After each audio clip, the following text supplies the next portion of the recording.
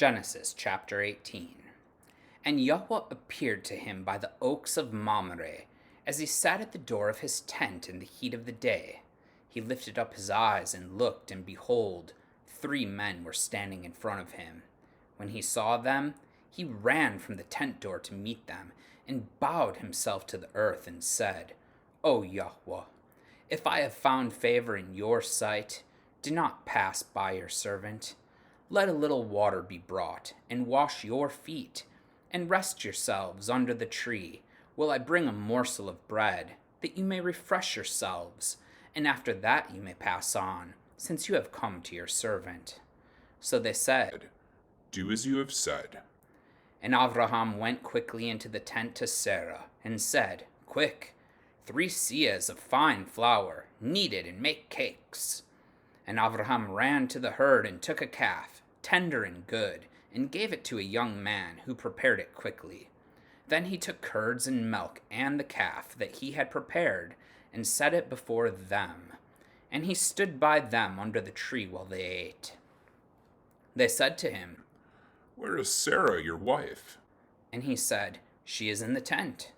Yahweh said, I will surely return to you about this time next year, and Sarah, your wife, shall have a son.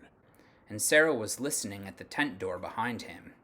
Now Avraham and Sarah were old, advanced in years. The way of women had ceased to be with Sarah. So Sarah laughed to herself, saying, After I'm worn out, and my master is old, shall I have pleasure? Yahweh said to Avraham, Why did Sarah laugh and say, Shall I indeed bear a child, now that I am old? Is anything too hard for Yahweh? At the appointed time I will return to you, about this time next year, and Sarah shall have a son.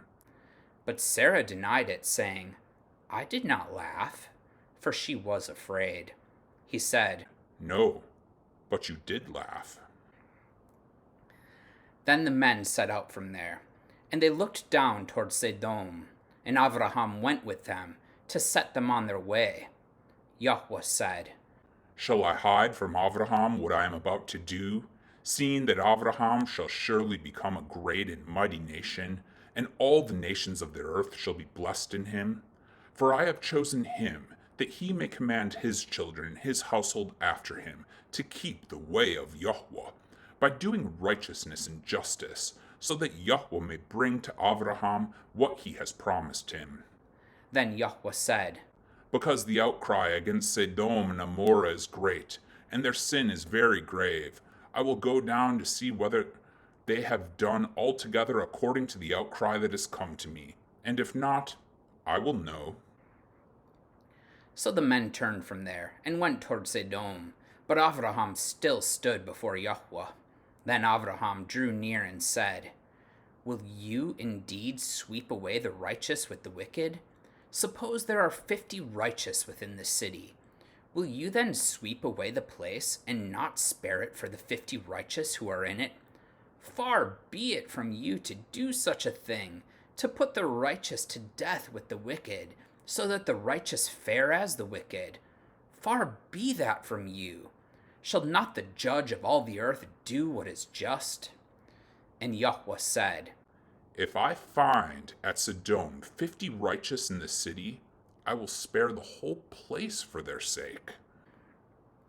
Avraham answered and said, Behold, I have undertaken to speak to Yahweh, I who am but dust and ashes. Suppose 5 of the 50 righteous are lacking. Will you destroy the whole city for lack of 5? And he said, I will not destroy it if I find 45 there. Again he spoke to him and said, Suppose 40 are found there. He answered, For the sake of 40, I will not do it.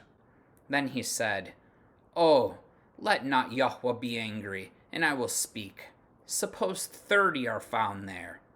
He answered, I will not do it if I find 30 there. He said, Behold, I have undertaken to speak to Yahweh. Suppose 20 are found there. He answered, For the sake of 20, I will not destroy it. Then he said, Oh, let not Yahweh be angry, and I will speak again but this once. Suppose 10 are found there.